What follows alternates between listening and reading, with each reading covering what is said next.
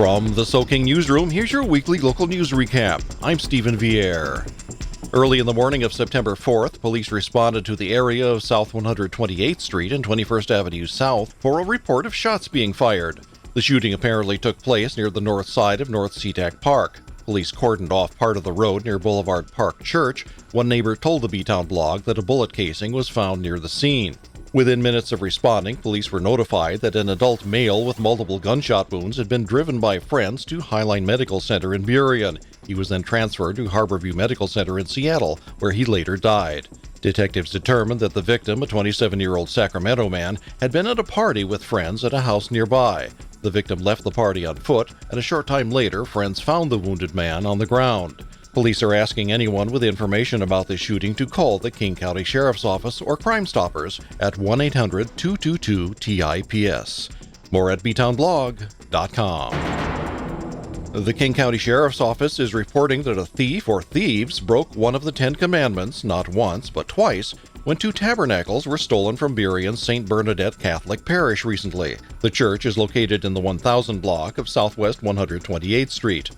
In the Catholic Church, a tabernacle is a small, usually ornate sacred cabinet used to store holy items. It is normally the centerpiece on top of the main altar in the church. Police say that the first theft occurred sometime between September 1st and 2nd.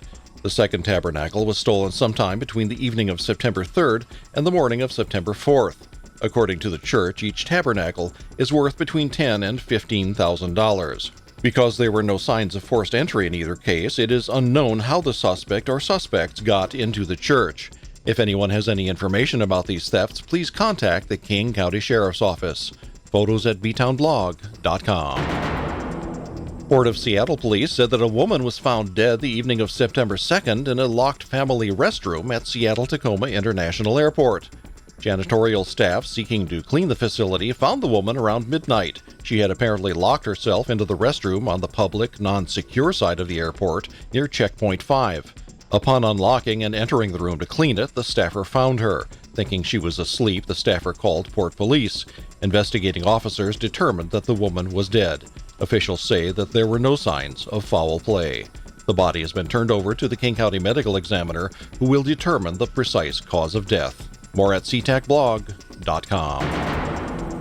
On September 3rd, a student-athlete from Kennedy Catholic High School was injured in a hiking accident on Mount Si and had to be rescued by helicopter.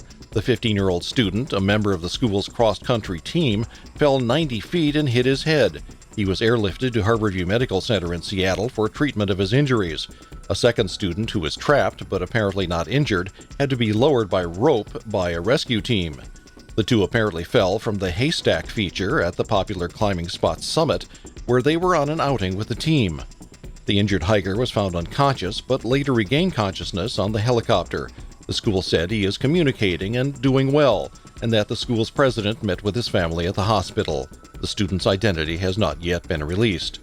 More than 15 members of the Seattle Mountain Rescue Team responded to the incident, along with local police and rescue workers. Photos at btownblog.com. The Highline School Board unanimously approved a 3-year contract extension for Superintendent Susan Enfield at its regular meeting on Wednesday, September 7th. Dr. Enfield's contract will now run through June 2019, and her annual salary will increase to more than $230,000. Highline School Board President Michael Spear said, "We are pleased our graduation rate is rising and that our district is making progress toward our bold goals. This is a vote of confidence in Superintendent Enfield's leadership and her commitment to working with our community and staff to ensure our students graduate prepared for college and career." Last year, the graduation rate increased from 62.9% to 70.3% for the class of 2015. This reflects an increase of more than 9 percentage points since the class of 2010, the year the state began using the current formula for calculating graduation rates. Final data is not available yet on the rate for the class of 2016. However, it is expected to reflect a continued increase. Superintendent Enfield said, "It is truly an honor to serve the students, families, and community of Highline and work alongside the extraordinary staff across our district. Our successes are a testament to the power of high expectations, the strength of our partnerships with families and community, and the dedication of our outstanding teachers and staff." The extension includes a state-funded 1.8% salary increase that all district employees received this year. Enfield has not received a salary increase beyond cost of living adjustments since she was hired in 2012. Details at waterlandblog.com. So we are transitioning into fall from summer, but we are leaning a little bit on more of the summer conditions as we look at the weekend and the beginning of next week. Temperatures are going to be in the mid-60s and mid-70s. A chance of showers by the middle of the weekend, but beautiful weather looking ahead into the next week. Lots of clear skies, temperatures in the 70s. It'll be great. Thanks for listening. I'm Chris Gregg, your Puget Sound Weather Geek. Time now for The Mayne Problem. Commentary from senior writer Jack Mayne. Do South King County taxpayers want thousands of their tax dollars spent to find, read, and assemble information sought as some fishing expedition by some person or organization hoping to find anything they can use for some personal reason? Well, that's happening every day in Burien, Des Moines, Normandy Park, and SeaTac. These searches of complex computer records are required upon demand from any citizen as part of Washington's public disclosure laws. Those laws were passed more than 40 years ago to inform citizens of the activities of elected officials at all ranks, including members of our city councils and school boards. Those original laws were written when a public records request meant a simple search of a file folder or two. Today, most activity takes place on a computer, either as email or some other form of textual correspondence. That means that where people once had a verbal conversation with no records kept, now there are often large numbers of digital communications that governments have in their computers. They are complex searches of many computers and servers, including records of cell phones, portable computers, and other devices. Then all of those many files must be read and redacted to be certain there is no confidential information passed on to someone who is not supposed to have it. One city recently found a seemingly simple request yielded 200,000 emails that needed to be individually read before turning them over to the person who asked for them. Then there are even the devious trolls who will ask for all information in the government files on some broad subject. One recent request wanted all information for the entire history of a city on drunk driving matters, a subject that would yield millions of documents and would take a lot of time to assemble. Usually, the one or two people in a city clerk's office are detailed to find the records a citizen has asked for, so it takes longer than the requester wants to wait.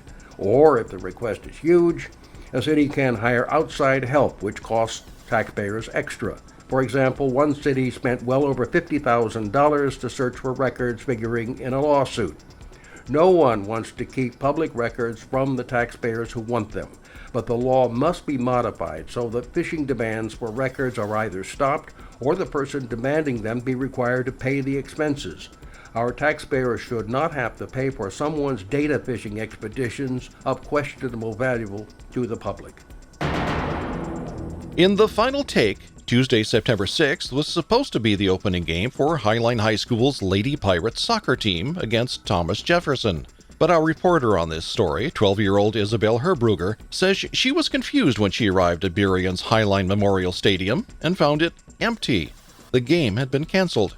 Intrepid investigator that she is, Isabel found that many of the team were instead spending their afternoon in Highline Medical Center's ER waiting room after 4 of their starting teammates had been injured in a traffic accident earlier that afternoon on Ambom Boulevard.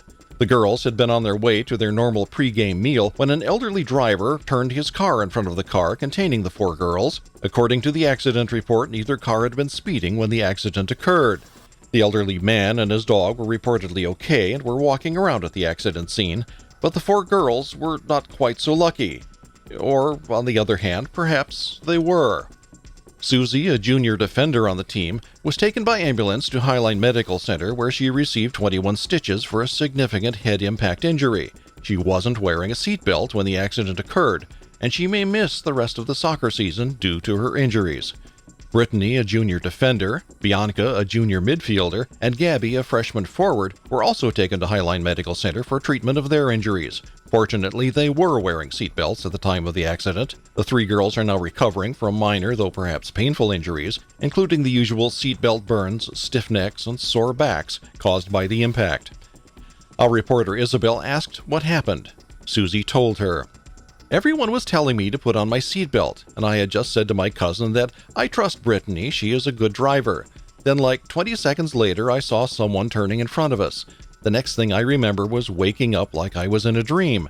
There was smoke around, and I was laying on my back being asked questions. Remember that Susie is the one with the 21 stitches. Gabby, one of the other injured girls, told our reporter, "It doesn't matter if you trust the person driving. You do not know what the other drivers are going to do. You just always have to wear your seatbelt." Good advice, Gabby. Our young reporter ends this story on the B-Town blog by writing, "Reporting on accidents is hard to do. I suspect it is much, much harder when friends and classmates are involved." Oh, and great job, Isabel. Stephen Vierre, So King, Internet Radio News.